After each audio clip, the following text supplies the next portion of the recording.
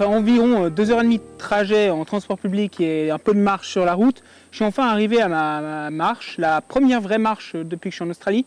Alors ça va être relativement petit, parce que de une, il n'y a pas beaucoup d'opportunités, il y a beaucoup moins de relief que dans les Alpes ici, mais il y a quand même 2-3 trucs à faire. Et aussi qu'il faut pouvoir y accéder en voiture. Pour le moment, j'ai pas de quoi partir en voiture la semaine. Donc j'ai trouvé cette montagne qu'on peut accéder de près avec les trains, les transports publics. Donc je suis arrivé en 2 heures à peu près à 3 km d'ici et j'ai fait 3 km sur la route. Vous voyez, je suis déjà trempe, il fait très humide et très chaud. Là, il fait environ 34 degrés. Donc on transpire vite et beaucoup. L'avantage, c'est que je ne vais pas avoir besoin d'un grand sac de couchage ce soir. Donc un peu moins à porter. Donc on va monter une petite montagne, vous ne la voyez pas, là il y a d'abord à marcher dans la forêt un peu, environ juste 200 mètres de dénivelé, c'est pas la plus belle montagne de la région, par contre on a une belle vue sur toutes les montagnes aux alentours. Et quand je dis montagne, ce sont surtout des cônes volcaniques qui sortent d'ici. En fait on est juste au-dessus de Brisbane à 1 heure en voiture, et la région est relativement plate, et il y a ces cônes volcaniques qui ressortent dans la région, et en fait c'est juste que c'est de la roche dure volcanique et on avait de la roche sédimentaire tout autour, et cette roche sédimentaire s'est érodée alors que ces cônes plus durs eux sont restés. C'est pour ça qu'ils restent au milieu du paysage, ces gros cônes, alors que le reste est tout plat. Donc voilà, on va monter 200 mètres de dénivelé, je pense à peu près 1 heure de marche, 250 mètres de dénivelé, et on aura une belle vue là-haut. On va camper la nuit, normalement ça devrait être assez sympa. J'ai exprès attendu une journée où ils annonçaient un peu de changement, normalement pour demain ou après-demain, donc on devrait avoir un peu un moins beau temps que ce qu'il y avait les jours d'avant, mais c'est exactement ce que je voulais, c'était chercher un peu les nuages, et pourquoi pas de beaux couchers de soleil et un beau lever de soleil. Et finalement, je pense qu'ici on va avoir l'opportunité de voir en quoi des focales un peu plus longues que l'ultra grand angle ou même le grand angle peuvent être très utiles en photographie de paysage, notamment. Bon, je vais être sûrement sur le 24 septembre vers les 70, et on verra si le 150 à 600 à 150 n'est pas trop long, mais entre 70 et 150, je pense que ce sera les meilleures photos de la journée. Donc on va pouvoir voir les avantages que ça a. Allez, maintenant il n'y a plus qu'à marcher un peu.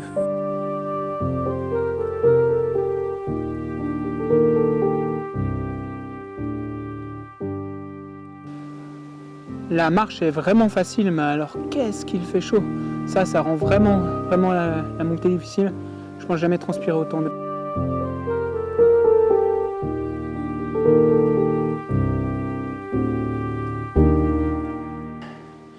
La question que je me pose tout le temps en arrivant au haut d'une montagne comme ça pour la première fois, c'est est-ce que je vais vraiment avoir la place pour mettre la tente? Est-ce qu'il y aura un endroit assez plat?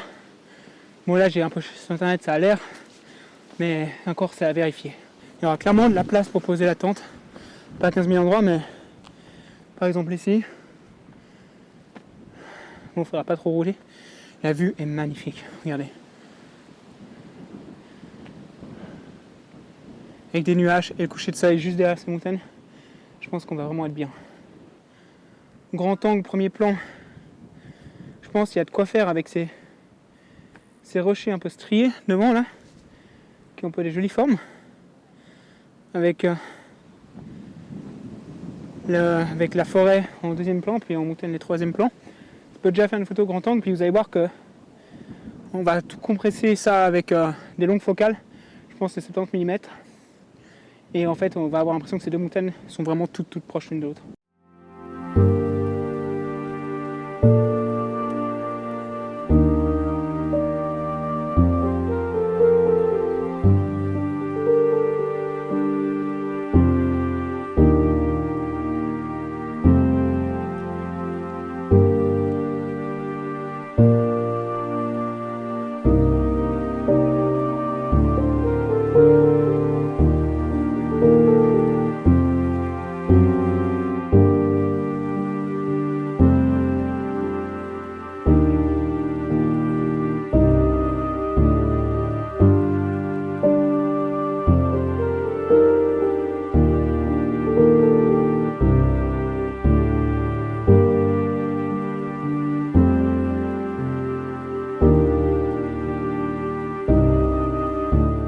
Voilà, je me suis trouvé un petit coin à moi juste en dessous du sommet.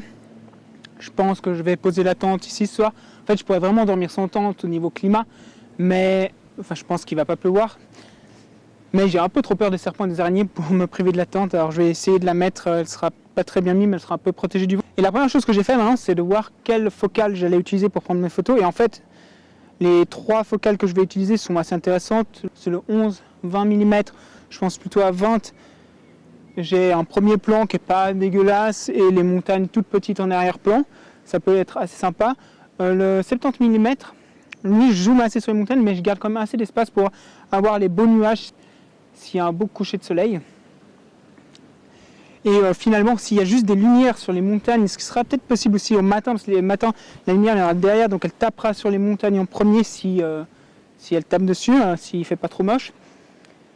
Et à ce moment-là, je serai à 150 mm, ce serait presque bien d'être à 130, 120, mais 150 ça reste jouable, c'est juste cadré comme il faut, ça dépasse nulle part.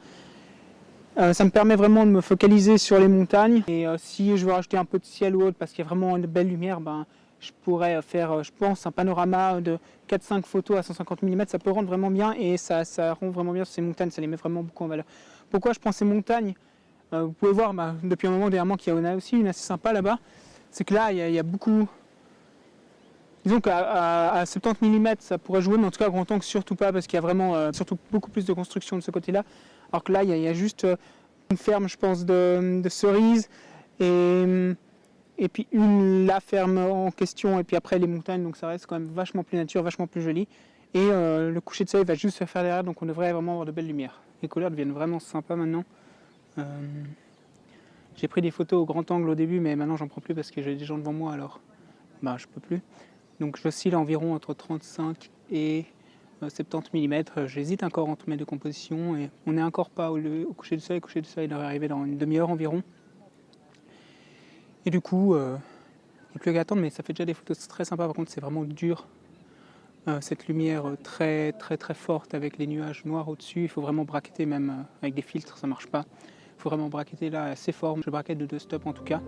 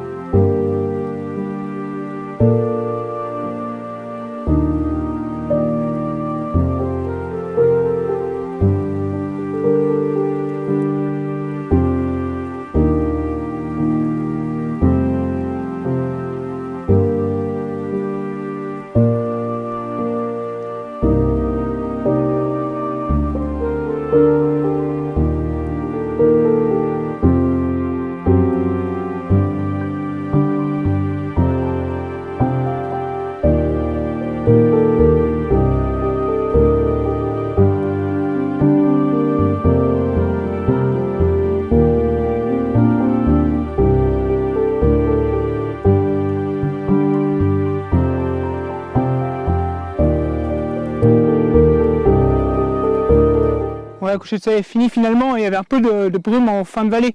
Du coup, ça n'a pas pris le rouge. Par contre, dans ce cas-là, c'est quelque chose de bien, c'est que le soleil il vient vraiment en rond. Quand on zoome, on a genre le rond un peu qu'on a dans les safaris. Donc ça, c'était l'avantage de ne pas avoir le ciel tout rouge. Je pense que j'ai eu vraiment de bonnes conditions, ça c'était vraiment très sympa. Maintenant, j'ai posé ma tente juste là. Peut-être j'essaierai de faire une photo de nuit, mais là, il y a plein de moustiques. Alors je vais vite aller me réfugier. Finalement, les lumières ce matin n'étaient clairement pas au niveau d'hier soir, mais bon, c'est assez logique parce qu'ici, ça a plutôt l'air d'être un endroit fait pour les couchers de soleil, parce que les couchers de soleil arrivent juste derrière, alors que le lever de soleil est vraiment à l'opposé et ça pourrait jouer, mais il faudrait que ce soit clair là et là nuageux, enfin, c'est plus compliqué. Mais du coup, sachant que j'allais pas avoir les plus belles lumières là-bas, j'ai pas zoomé à fond sur mes montagnes, mais j'ai tenté d'autres cadrages au grand angle. Qui donne moins d'importance à cette montagne parce qu'elle en a moins besoin qu'hier. À mon avis, ça sert à rien que j'essaie d'avoir la même photo qu'hier, mais en moins bien.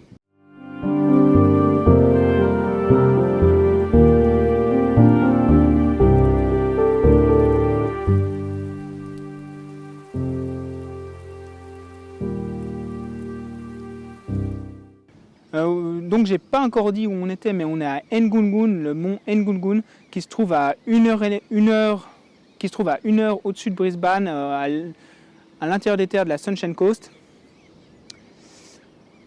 Et en fait, cette montagne fait partie de l'ensemble de ces montagnes qui sont là. et qui font le Glass House Mountain National Park, donc le parc national Glass House Mountain. Et je pense que ça doit être la plus facile à monter avec une vue, celle-ci. C'est pour ça qu'il y a beaucoup de monde ici au coucher et au lever de soleil. Et on a vraiment une vue magnifique aux alentours pour une marche relativement facile. La prochaine fois, moi, que je viens ici, j'ai vraiment envie de grimper celle qui est dans les nuages là-bas, la plus grande. Elle est montable, celle-ci. Faut pas le faire en temps de pluie parce qu'à mon avis, c'est assez pentu sur du caillou. Donc, partant sec, ce sera.